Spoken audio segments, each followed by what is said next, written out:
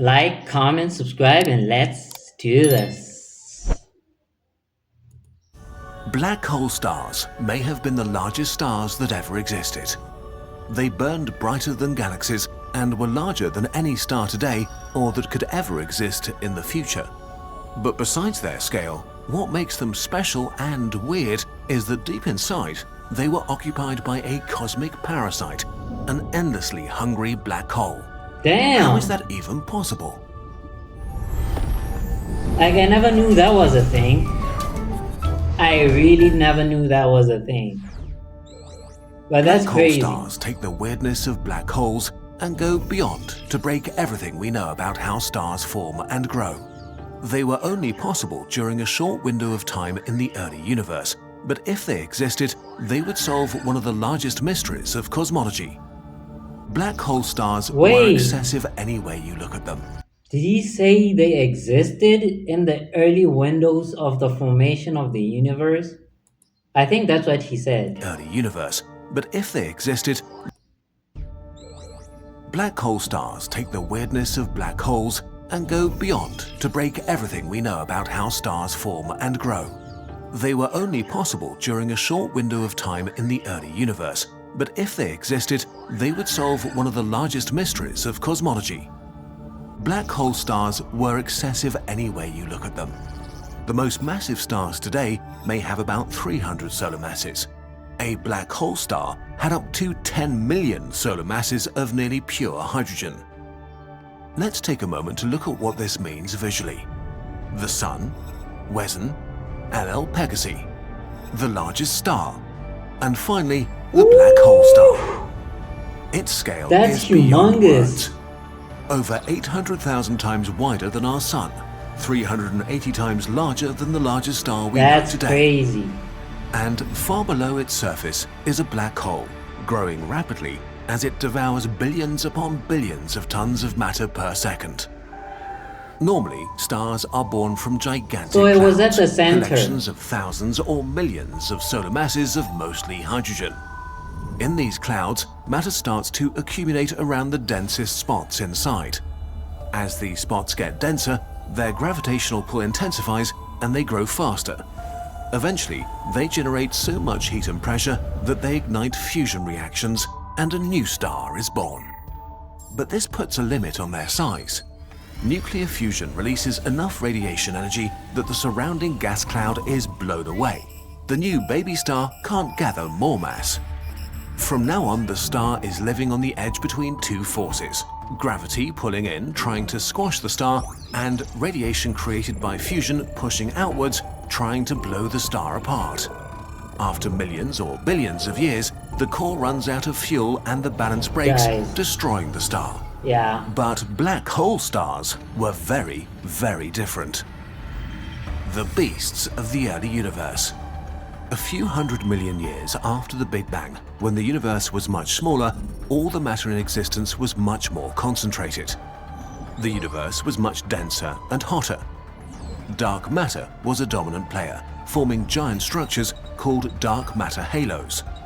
These dark matter halos were so massive that they pulled in and concentrated unimaginably gigantic amounts of hydrogen gas, becoming the birthplaces of the first stars and galaxies. I know this is irrelevant, but I'm sorry for pausing and imagine being there to witness all this. Man, I bet it was a sight to see. If only we could somehow come up with technology to see all these things, the early universe and how things would have looked. Like, if there was some way to see that, I'd want to see it. I'd want to see one up close and all that. Called dark matter halos. All this is amazing to me. These dark matter halos were so massive that they pulled in and concentrated unimaginably gigantic amounts of hydrogen gas, becoming the birthplaces of the first stars and galaxies. Epic clouds of hydrogen formed, some as massive as 100 million suns, more than the mass of small galaxies. In this unique environment that will never exist again, the enormous gravitational pull of the dark matter halos drew gas into its center and created extremely massive stars. As we said before, When a star is born, it blows away the gas cloud that Yeah, created yeah. it. But these titanic gas clouds in the early universe were so large and massive that even after their birth, more and more gas piled on the newborn Yeah, star, it didn't making blow it grow to away. unbelievable proportions. The young star is forced to Oh, grow and grow and grow, getting more and more massive until in some cases it reaches up to 10 million times the mass of our Sun. Crushed by gravity, its core gets hotter and hotter, desperately pushing outwards, trying to blow itself apart, but to no avail. There's yeah. too much mass and too much pressure. The balance is impossible to uphold. Like a supernova run fast forward, the core gets crushed into a black hole. Normally that would be the end. Today's stars go supernova, a black hole forms, and things calm down. But in this case, the star survives its own death. A tremendous explosion rocks the star from the inside, but it's not enough. The star is so large and massive that So was it comparable to like a zombie? Like it was dead, but it was still alive?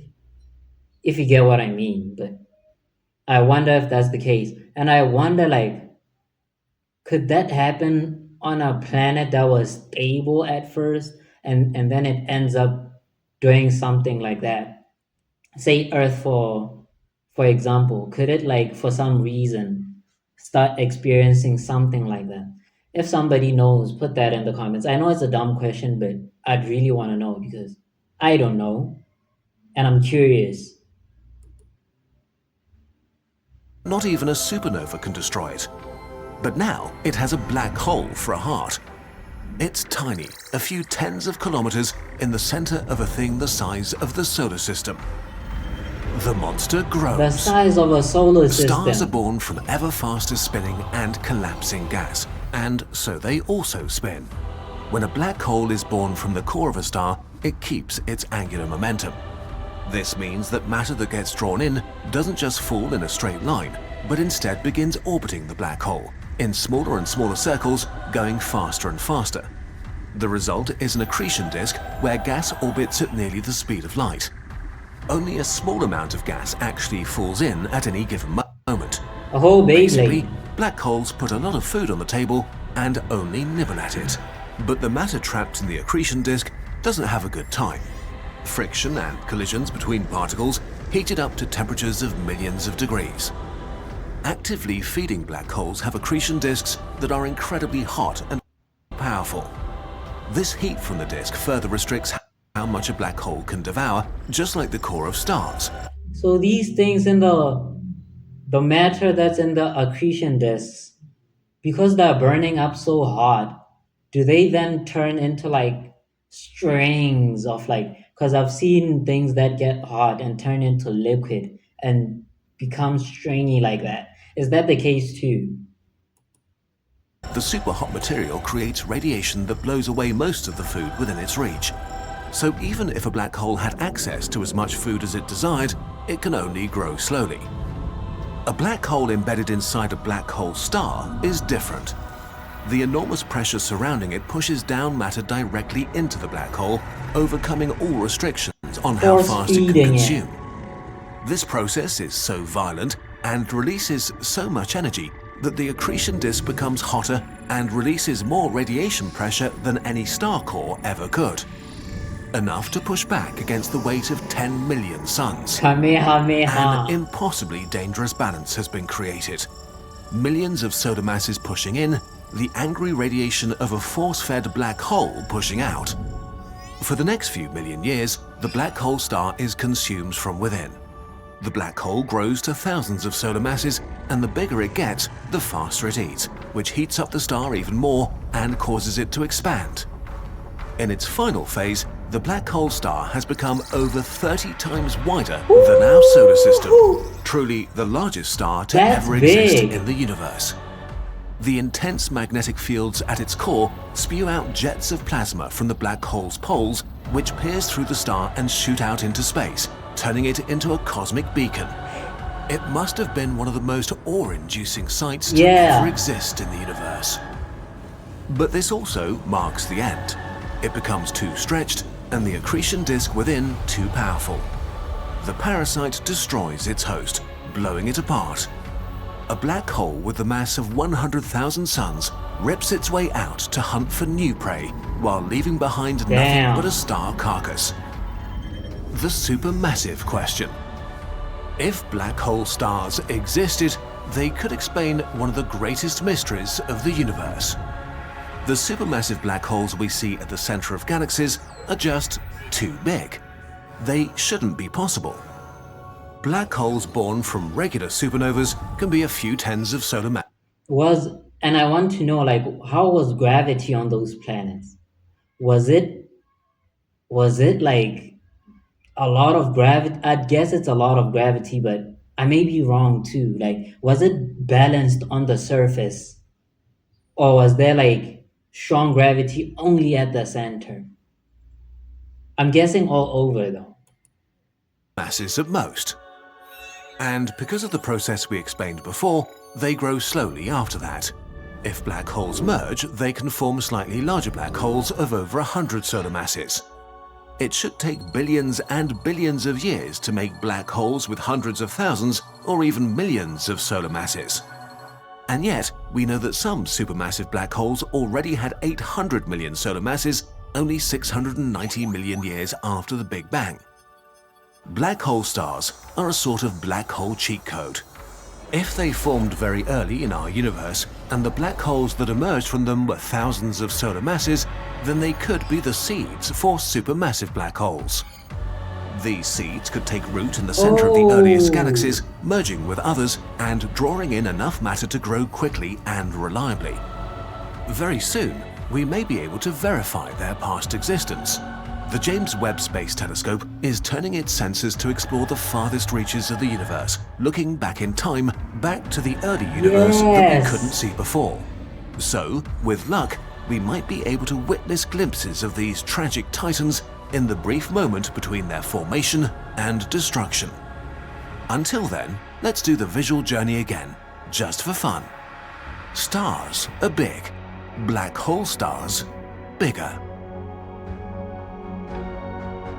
Sirius A, Sagittarius A, R136A1. Man, the scale of these things. Cygnus A, Messier. It's crazy because I've seen these in other videos, and to think like black hole stars were even bigger than that. Were even bigger than these black holes I've seen in the other videos I've reacted from this channel. But I'd like to see. I think this video is from like years ago, so I'd like to know, were we able to achieve that? Were we able to look back into the past and see something of that sort to confirm that they really existed? Put that in the comments. And if you want me to react to any other video from this channel or any other video related to space, put that in the comments and I'll get to it. And on that note, thank you for watching, and I'll see you on the next one.